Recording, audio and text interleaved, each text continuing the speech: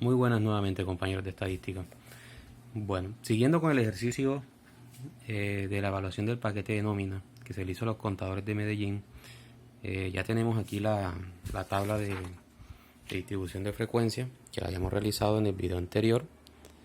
Entonces, lo siguiente que tenemos que tener en cuenta con los datos cualitativos es la interpretación de esos datos, ¿sí?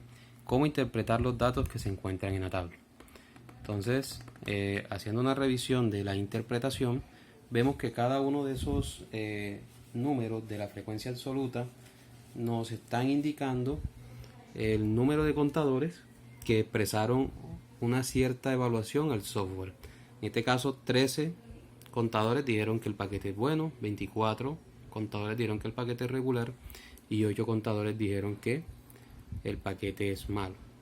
Si lo vemos desde el ámbito de los porcentajes, con ayuda de la parte de la frecuencia relativa, entonces vemos que el 28%, 28,9% dice que el paquete es bueno, 53,3% habla de que el paquete es regular y 17,8% dice que el paquete es malo. Con esta parte de los porcentajes de pronto nos hace ver un poco más con claridad el panorama de esa evaluación, viendo que más del 50% expresa que el paquete se encuentra en un término regular y casi un 30% en bueno, ¿sí? Dependiendo de lo que esté buscando, pues el investigador o la empresa que está haciendo la investigación, esto nos puede dar un dato relevante para la investigación. Ahora bien, una vez tenemos la interpretación, otra forma de representar los datos cualitativos es mediante la parte de gráficas, que también nos pueden orientar mucho a revisar la interpretación de los datos. Existen diferentes tipos de gráficos que nosotros podemos utilizar para datos cuantitativos y cualitativos. En la parte de datos cualitativos pues se encuentra lo que es el diagrama de barra, como es el que vemos ahí en el módulo que tenemos. Un diagrama de barra pues está realizado en un plano cartesiano, un eje X y un eje Y, ¿sí? Donde nosotros tenemos que revisar la categoría, la representación que le vamos a dar a cada uno de esos planos, al X y al Y. Regularmente en el eje X se coloca lo que es la categoría de la variable, siendo específico en este ejemplo bueno, regular y malo, y en el eje Y se coloca lo que es la frecuencia absoluta o el porcentaje, dependiendo de lo que se esté revisando. Entonces, para ver un ejemplo claro, aquí les muestro el diagrama de barra para el ejercicio de los contadores con el paquete de nómina. Tenemos en el eje Y, que es este que tenemos aquí, el eje Y, tenemos la frecuencia absoluta, ¿cierto? De cuántos contadores expresaron cada una de las categorías del software. Y en el eje X tenemos las categorías con las que se evaluaron esos software.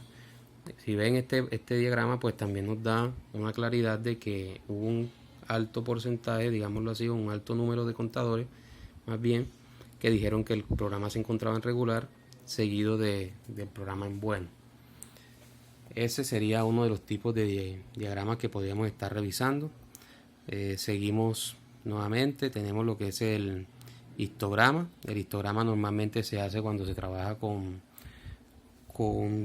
datos agrupados por intervalos.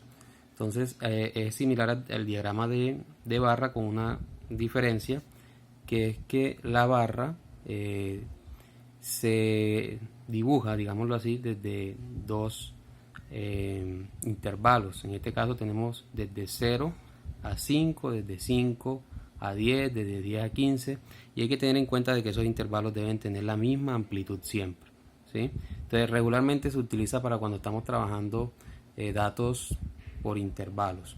En este ejemplo como tal no se categorizaría de esa forma, pero cuando estemos revisando datos agrupados por intervalos, datos cuantitativos agrupados por intervalos, pues vamos a poder apreciar el uso del histograma.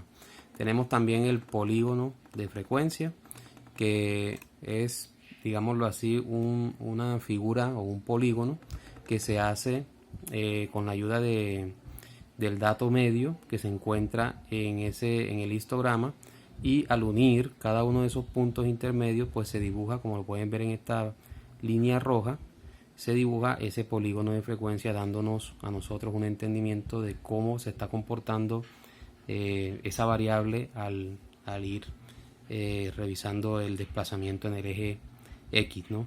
Dependiendo de lo que se esté trabajando.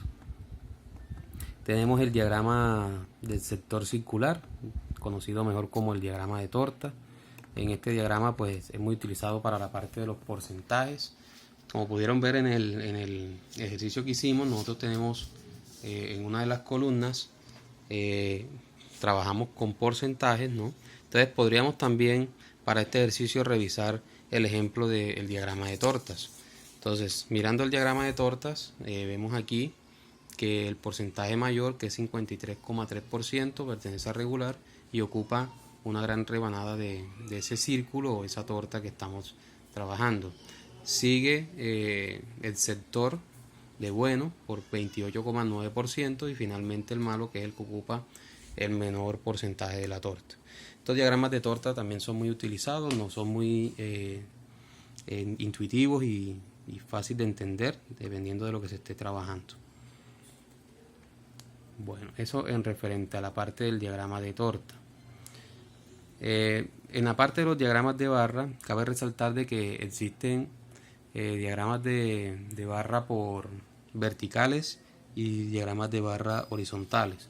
En este caso hemos visto tanto en el ejercicio que les mostré acá en el cuaderno como el que estamos viendo ahora en el módulo, que es exactamente el de la evaluación del paquete de nómina.